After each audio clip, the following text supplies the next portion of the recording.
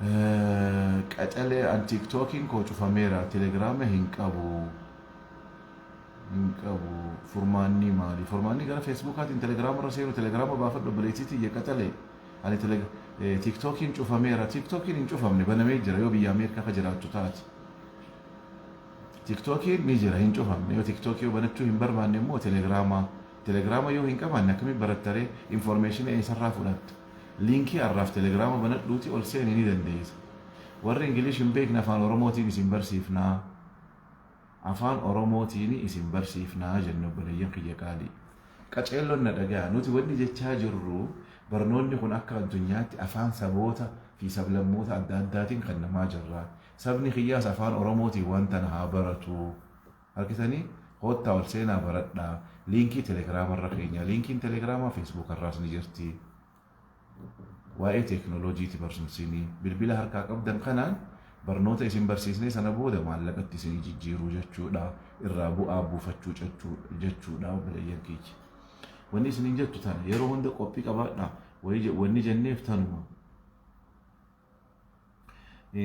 Dipaartimentii hunda seenii ilaalladhu akka nyaataatti meenoo hunda isinii fide ka isinii sawa akkamitti galmoofnaa akka itti galmootan telegiraama ibsaa damiinaa baayoo tiktookii kana jala jirurra seenaa isunuman garsiisa anis hin dadhabu beekte obsa qabaachuun dirqama kun olaala tiktook ma ibsaa damiinaa kana jala seenaati kun liinkiin telegiraama asirra jirti tana tuqaa jooyin godha tanaafuu achi booda hoo sa'aatii lamarratti anatu ol seenee introdakshinii irraa waa'ee barnootaa isinii banaa guyyaan dura anaaf kennamee barsiisonniinis ni jiranii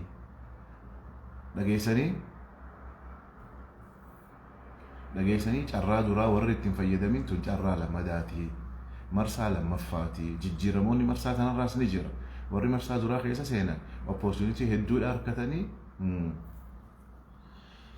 Faaxuma damiina siin barbaada anis siin barbaada kun qilleensarra jirta yaada kee ibsadhu obboleettiitiyya jechuun beetee amman tana meeseejii hojjechuun liinkiin tokko qophaa'ee jira namoota wajji wal arguudhaaf barnoota afaan Oromoodhaan ni jira galmaa'e barnoonni afaan Oromoo ni jira dhagaya ana inumaatutu dhiifama naa godha anaatu beekte dipaartimentii teekinooloojii qofa dubbise malee barnoonni asirra jiru gosoonni barnoonni damiina e-learningiin kan nu dhaabbanni keenya kan nu laalaa dhugaa rabbii isinittiin himaa dhagaya galatoomi Abdurrahmaan afaan Oromoo ni jira afaan Ingiliffaa ni jira afaan Arabaa ni jira afaan Amaaraa ni jira beezii kompiitar Microsoft dhimma afaan irratti afaan qofa irratti afaan afuriin kanneen afaan Oromootiin kanneen afaan Ingilishii achi booda afaan Arabaa kanneen achi booda namoonni afaan Amaaraa beeneleen afaan Amaaraa jedhanii filannoo jaraa barbaadanii isin hundinuu jechuudha kara barbaadanii seenuu ni dandeessa hayyee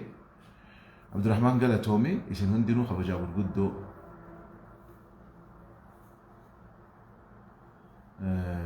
ani hedduu maal godhuu barbaada Faaxuma wanni ati jetti naa galaan jirtu wanni ati naan jetti naa galaan jirtu meeseejii kee dubbisuudhaaf yaaliin godhaa jira galatoomi obboleettiitii yaada keetii fi irra deebi'ee kiliir akka ta'utti barreeffadhu Okay, sagaleen dubbachuu barbaada okay hayyee ni ta'a gurraan akka nama seentu barbaadde barreeffamarra jechuudha ani barreessuu hin beeku yoon baratin immoo barachuu hin dandeessu namni barreessuu hin beekne namni hin baratin dhugaa rabbii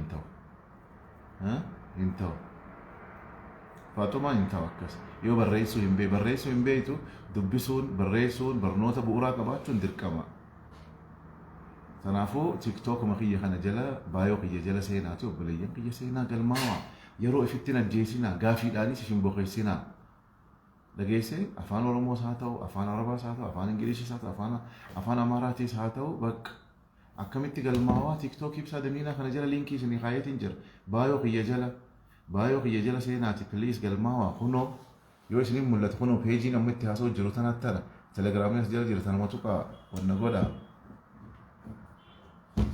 dhageessanii Faaxuma afaan Oromoo haa barattuuti barsiisaa Jaayyaas afaan Oromoo barachuu ni dandeessa afaan Arabaa barachuu ni dandeessa afaan Ingilishii dhageessanii kanaafuu laala wanni tun ogummaa dabalataa jechuudha dandeettii qabdu takka irratti dabalataan ogummaa takka dabalatee ogummaa san ta'uu ta yeroo gabaabduutti maallaqa namaa jijjiiru. Barnoonni waa'ee teekinooloojii waa'ee afaanii argitanii ammaan tana namni san si gaafate hin jiru naayilii usii seenii baradhu amma namni kafalisi addaa'uun beeytu maal si kafalchiisna nama beeku kafalchiistaa bara. Nama hubannoo tanaatu hin qabne maal kafali jettaan dura wanni isin jennu obboleeyyan kee amma waa takka illee galmeedhaaf kafaltiin takka hin jirtu. Kafaltiin takka illee hin jirtu.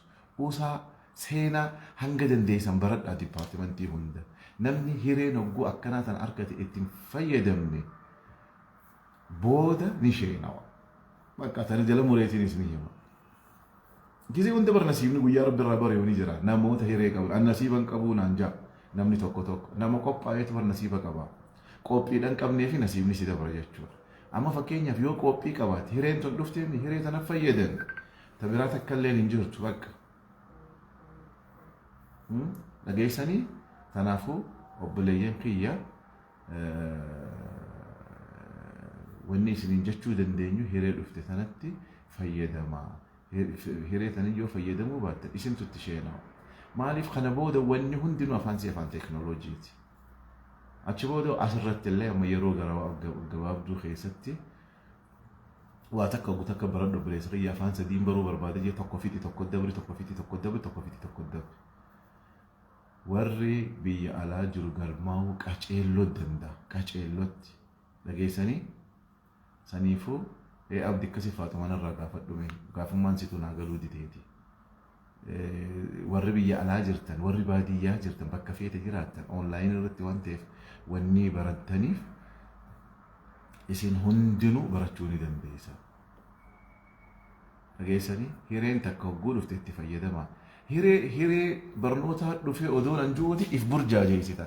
Maaliif burjaajeessita? Ka dhugaa seemuu jiru ana. Ka waan san beeku ana. Dhageessanii tanaafuu obboleeyyan kiyya wanni isiniin joo wanni takka hogguu dhufte hiree sanii fayyadami galmaan marsaa lamadaati. Marsaa lamadaa seenii galmaan hogguu marsaa lamadaa seentee galmooyte wanni hundinuu siif laaffachi.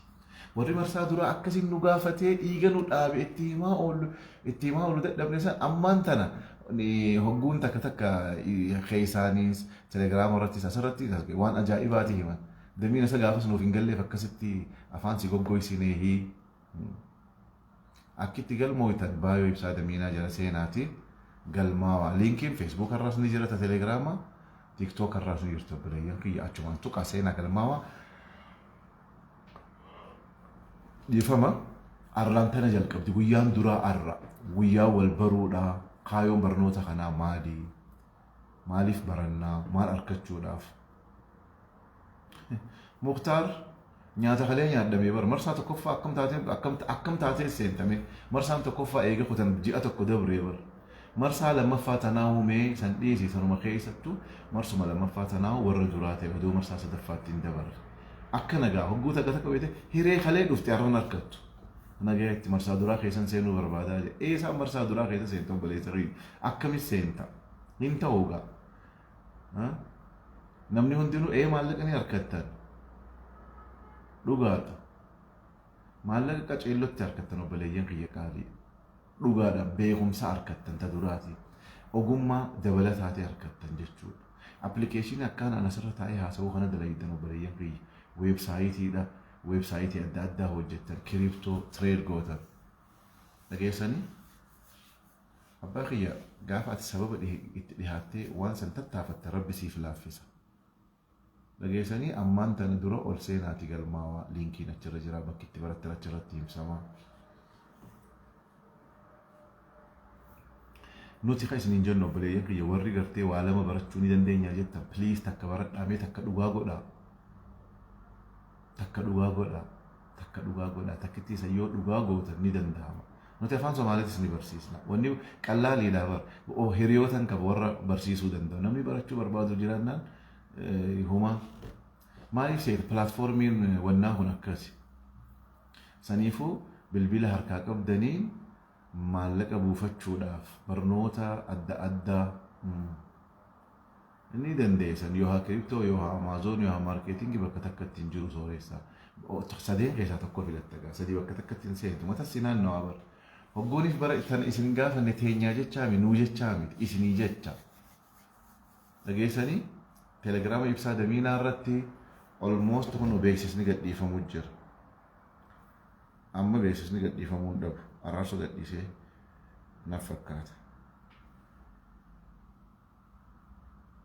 dhageessin har'a galgala sa'a lamarratti barattoonni marsaa lammaffaa ibsaa damiinaa wajjin sagantaa jalqabaa waan jiruuf yeroon akka nuuf argamtan kabajaan isin beeksifnaa jaakonoo daayirektarri mana barnootaa ni dandeessa ni jira sunis kilaasiin onlaayiniidha ka fedhe kiriptoo ka fedhe foreksii wanni isin barbaadan hunda tanaafuu maallaqa arkachuu keessaniif dura barnootaa duraa obboleeyyan kiyya ol seenaa baradhaa arra sa'a lamarraa jalqabee barnoonni ni kannamaa kafaltiin takkallee hin jirtu dhageessanii kafaltiin galmeef kafaltan takkallee hin jiru liinkiin as jala jirti liinkiin as jala jirti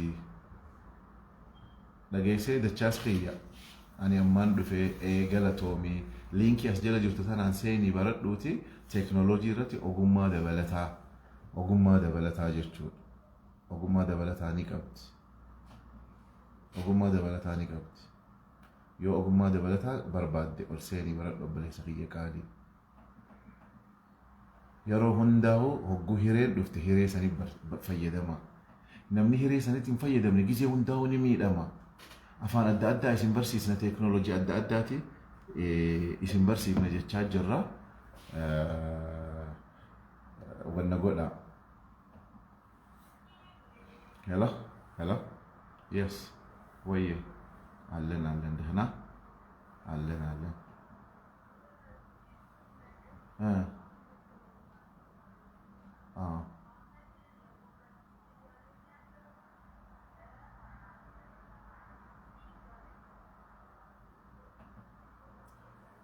what እኔ እስካሁን የደረሰኝ ነገር የለም እስቲ አጣሪና ንገሪኛ እኔ ኦንላይን ላይ ነው ያለሁት ጊቭ ሚ 30 ሚኒት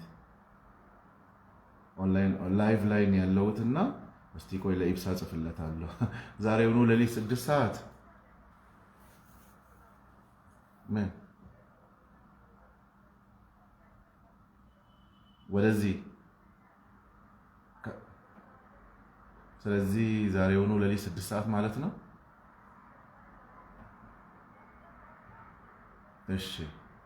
እሺ መልሰሽ ደውይልኝና እንትን በይ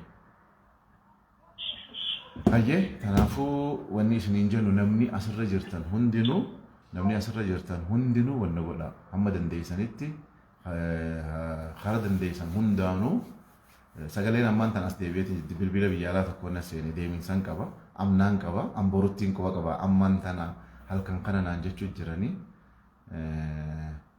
gaafina deebisii ja Iliyaas Muhammad gaafin tee maal obboleessa kiyya qaalii linkiin telegram wanna tiktok ibsaa dabina jala seen obboleessa kiyya obboleettiitiyya hara hundaanuu jechuudha tanaafuu amman tana yeroo gabaabduu keessattiin ol seenee yaada isinitti himaa linkii jechuun dhimma hatattamaa tokkotu na mudatee Saifuddin waan nuti seeniin jiin ifiin barreeffatiin obboleessa kiyya qaalii nuti ol seenii baradhu siin jenne ol seenii baradhu irraa halkan jechuudha halkanuma kana jechuudha tanaafuu nuti wanni isiniin jennu tana obboleeyyan kiyya qaalii wanni nuti isiniin jechuu jirru tanuma isiniin jechuu jirru tan tabiraata asirra katabtan san nutti himinaa ol seenaati arraan tan telegraama ibsaa damiina join godhaati please baradhaadhaa isiniin jechuu jirru nuti wanni isiniin jennu tanu tabiraata kallee wanni isiniin jechuu jirru hin jiru fu'aat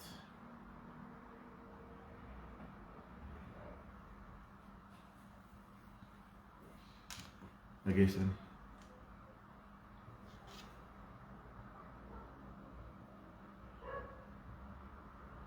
amma namoota jala onlayinii yaada keessan dhiyeeffachuu ni dandeessan daqiiqaa meeqaaf jechuudha daqiiqaa 10 achi booda niin baha daqiiqaa 15 booda turuu hin danda'u